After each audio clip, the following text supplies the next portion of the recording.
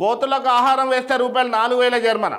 వాహనదారులు రోడ్డుపై ఉండే కోతులకు ఆహారం వేయడంతో అతడికి రూపాయలు 4,000 జరిమానా విధించినట్లు పేర్కొన్నారు. మరి సెక్షన్ ఆఫీసర్ రామకృష్ణ సర్కార్కు మరి కోతులు ఇళ్లలోకి వచ్చి దాడులు చేస్తున్నాయి, కోతులు ఇళ్లలో డిస్టర్బెన్స్ ప్రజలపై దాడులు చేస్తారు. మరి అప్పుడు వాటి మీద ఎందుకు చర్యలు తీసుకు మరి అప్పుడు ఈ సెక్షన్ ఆఫీసర్లపై కూడా ఈ పెనాల్టీలు వేయడమో కేసులు నమోదు ప్రజలు చేయకనే కదా. ఇప్పుడు అంటే వాళ్ళు ఎట్లా కోతులను అడవులకు తరలించడంలో ఫారెస్ట్ అధికారులు విఫలమవుతున్నారు.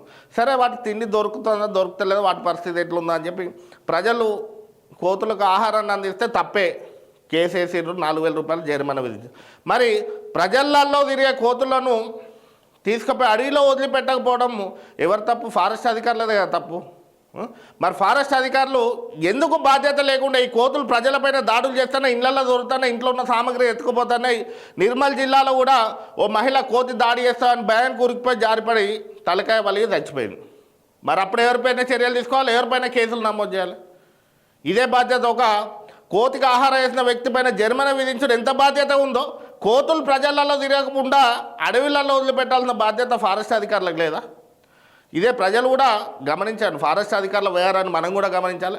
కోతులు ఇళ్లలోకి వచ్చి దాడులు చేసిన ఇళ్లలో కనబడ్డ కూడా ఆ ఫోటోలు తీసి పోలీస్ స్టేషన్లో సంబంధిత సెక్షన్ ఆఫీసర్ ఎవరు ఉన్నారో ఫిర్యాదు చేయండి, పోలీసులు ఆటోమేటిక్గా కేసులు నమోదు చేస్తారు. అప్పుడు కదా ఇప్పుడు ఇది ఎంత బాధ్యత ఉందో అది కూడా అంతే బాధ్యత ఆ కోతులను వేసుకుపోయి అడవిలో వదిలిపెట్టడానికి.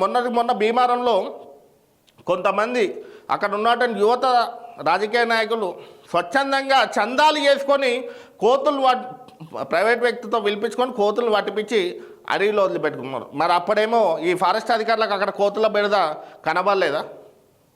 చందాలు వేసుకొని ప్రైవేటు మంకీ క్యాచర్స్ని పిలిపించి వాటిని అడవిలో వదిలిపెట్టినప్పుడు మరి ఫారెస్ట్ అధికారులు ఎటువైరు?